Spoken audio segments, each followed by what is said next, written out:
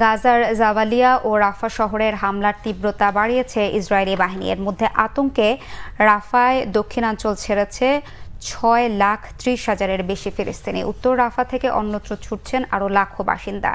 Israeli বাহিনীর বোমা হামলায় রাফা শহরে 2 ফিলিস্তিনি প্রাণ হারিয়েছে। এ সময় আহত হয়েছে আরও অনেকে।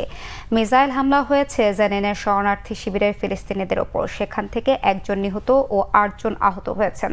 হামাস জানিয়েছে, ইসরায়েলি বাহিনীর আগ্রাসন যতই দীর্ঘস্থায়ী হোক, ফিলিস্তিনিরা তা মোকাবেলার জন্য প্রস্তুত রয়েছে।